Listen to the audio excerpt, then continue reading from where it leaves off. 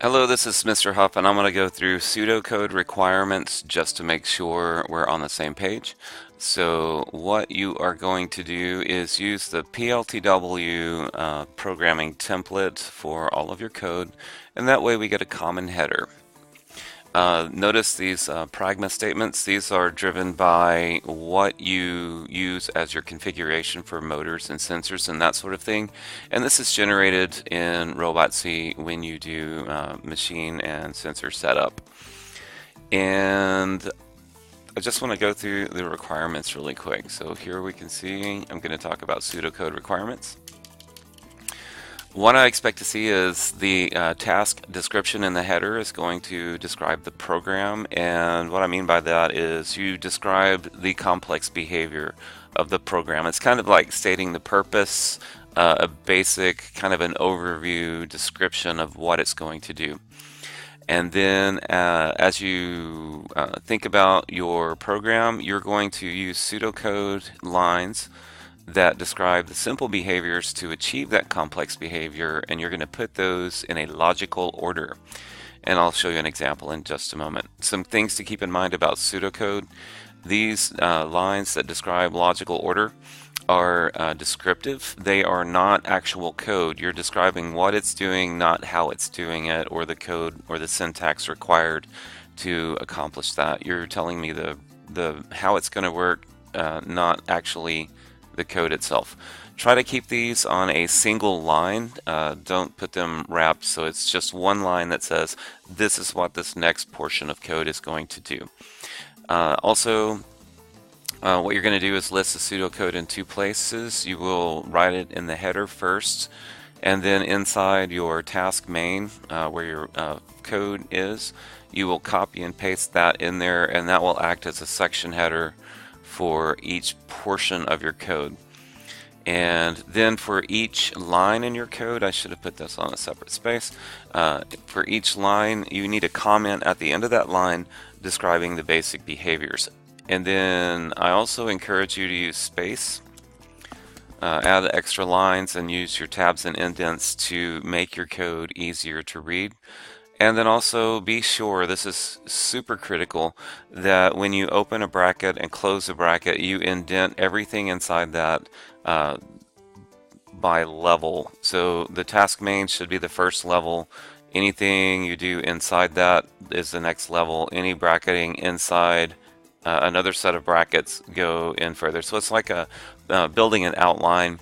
Every time you add a series of bullet points in the outline, you indent, and if you have sub-objects in that, or subtopics in that, you indent even more. Okay, so this is the standard header that you'll see. So you'll need to put the project title and your name and the date that that you were working on this. The task description is where you'll talk about the project, and you'll also talk about the complex behaviors right here. Then the last portion of this is the pseudocode, where you will go through and make line comments that describe how this program is going to achieve its purposes. Okay, it's also a good idea to have, like, an end program statement or something like that. Try to make them look similar.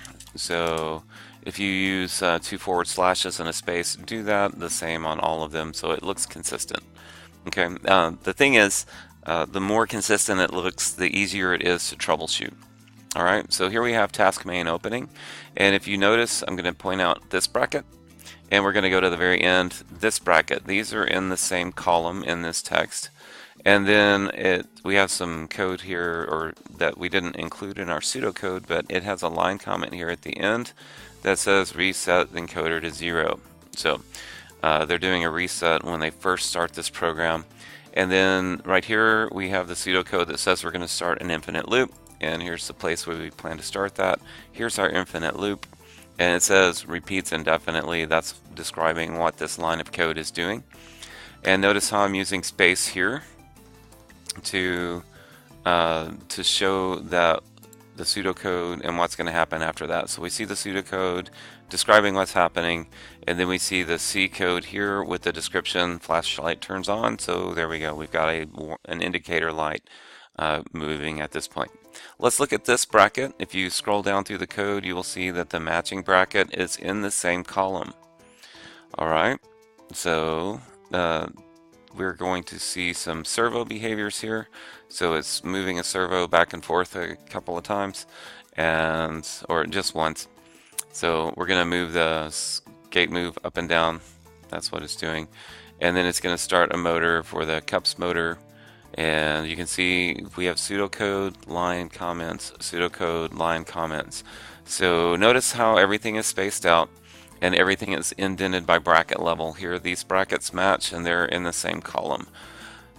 Using this consistent format is going to make it easier for you to see. So this is a properly documented and commented code that you would submit for a grade. So I will reject it if you don't have your pseudocode here, if you don't have the pseudocode headers mixed into your code, and if you're not describing what each and every line does. I know this is overkill, but we are not doing flowchart design. We're using just pseudocode development.